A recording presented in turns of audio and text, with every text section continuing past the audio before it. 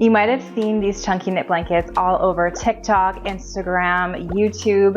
These are super trendy right now, and I've always been a huge fan of knitting. I've knitted for about 10 to 15 years with needles, so I was a little bit skeptical when I saw so many people making these chunky knit blankets with fingers only. So I wanted to try it myself, and I gotta say, I am pleasantly surprised with how this blanket turned out. I think it looks even, I think it looks gorgeous and plush, and the best part is that you can make this too with no prior knitting experience and no needles required. To begin, head to your favorite yarn store. I'm going to Michael's to pick up the Bernat Blanket Big Yarn. So this yarn can be expensive, so I don't recommend buying it at its regular price. Buy it on sale. Michael's always has a sale on this yarn, so snatch it up when it's on sale. You're going to need 6 skeins of this yarn. So in total, this cost me $60 Canadian, so that's about $40 to $45 US to make this entire blanket. And this blanket is huge. It's about 4 feet wide by over 6 feet long, so you're getting a gigantic, expensive looking blanket. I'm buying 2 skeins of a creamy white color and then sort of a beige color and a rusty orange color because I want my blanket to kind of remind me of a pumpkin spice latte. So this is perfect for fall decor, or it would make an amazing gift for someone special in your life. If you're doing 3 colors like me, buy 2 skeins of each of the colors and then start with your darkest color. To begin your first row, you're going to create what's called a slip knot. So create a circle with your piece of yarn, leaving a tail that's about 6 inches long. Then with the working part of the yarn, so the part of the yarn that's attached to the ball, you're going to pull a loop through the loop you created. So that is your first stitch. Now you're going to pull another loop from the working part of the yarn, again that's the yarn connected to the skein, through that loop. And you're going to create 24 of these loops, and that's going to be your first row. And this is called making a chain. If you're concerned about the tightness or the gauge of your loops like I am, you can use your hand to measure each of the loops as you go along. You can make it either the width of 3 of your fingers or 4 of your fingers. If you want a larger looking blanket, use 4. If you want a smaller one, use 3.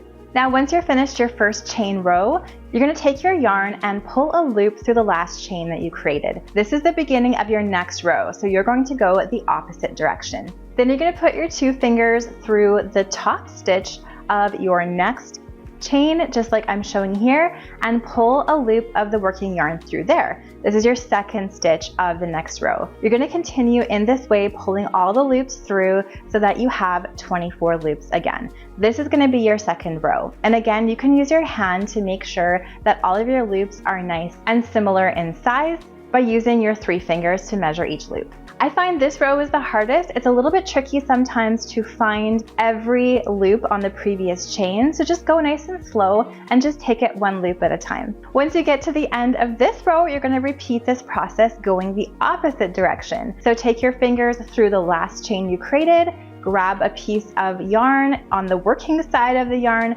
pull it through, create a loop, and then go the opposite direction. I recommend counting each stitch as you go along to always make sure that you have 24. With 24 loops in your design, you should have about a 4-foot long blanket. This is going to make your blanket look extra large and plush and gorgeous. So continue in this way until you run out of yarn on your skein. When you do, all you have to do is open up the next ball of yarn and attach them together using a square knot. Make sure the knot is nice and tight, and what I love about this chenille style yarn is that you can attach it quite nicely together and you don't have to leave a lot of excess on that knot. And then as you continue your design, just make sure that that knot is in the back of your work.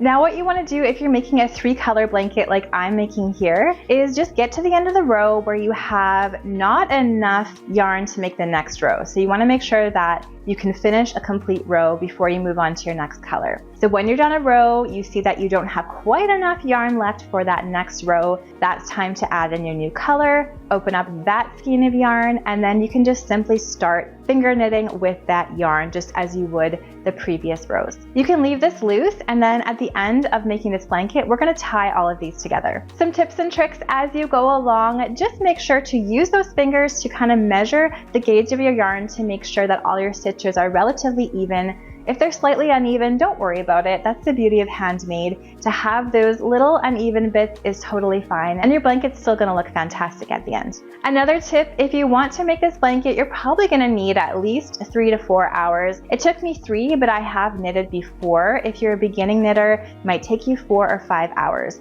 So you wanna be able to place this blanket on a nice big workspace, whether that is a dining table that's not used as much, or maybe a spare bed in the bedroom. If you don't want to do that whole 4 to 5 hour stretch, make sure that you start it on a place that you can lay it down, because you want your nice loops to stay in one spot. If you accidentally drop a stitch, you can just go and use your fingers to pick it up again. Don't worry about that. And if you make a mistake, you simply can just pull out that yarn, undo the stitches to the mistake, and then redo the stitches again. Make sure that your loops are nice and even and that you're not twisting them, because you will see that twist in the final design. If you're making that 3-color blanket, once you finish your second color and you see that you have not quite enough yarn to finish that row, same thing again. Add on the 3rd color, which in my case is this beautiful creamy white, and start stitching with that color.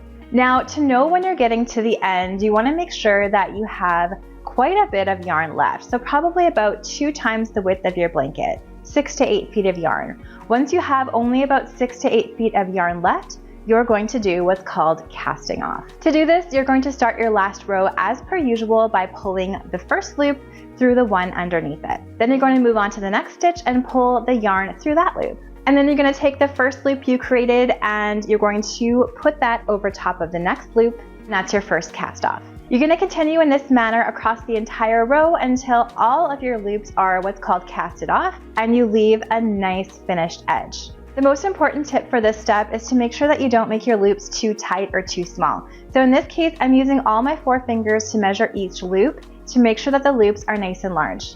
This way you're not going to have a tight bunched up end. It's going to look nice and relaxed and make the blanket look beautifully finished. Once you're finished casting off, you're going to cut your end off, leave about 4 to 6 inches of yarn, and then you're simply going to weave all of the ends of your yarn through your blanket. When you have moved on to another color, you can tie the previous color and that color together using a square knot. Don't pull it too tight. You kind of want your blanket to maintain that loose, fluffy look, and then weave those ends in with your fingers as well. Just weave all the colors through the back of your work, making sure to weave the same color to its same color in your work. Once all of the ends are woven together, you are finished your giant fluffy finger knit blanket. I absolutely love how mine turned out. It looks so pretty in my fall living room with those beautiful burnt orange and creamy tones. I love that it makes me think of a pumpkin spice latte. This would make a gorgeous gift for a wedding, for someone's new house, for really any time of year. And I hope you try it. It is so fun. I am now a believer. I'm gonna make more of these, and I think I'm gonna make finger knit pillows, might even try some scarves, some hats. The options are endless, and I don't have to use needles, and neither do you. I'm also gonna leave the written instructions for this blanket down in that description box below if you prefer to read the instructions or save them on Pinterest. Thanks so much for watching this video. I hope you enjoyed it. If you wanna do some more cozy fall DIYs, I'm gonna leave another video for you to watch next, right up here.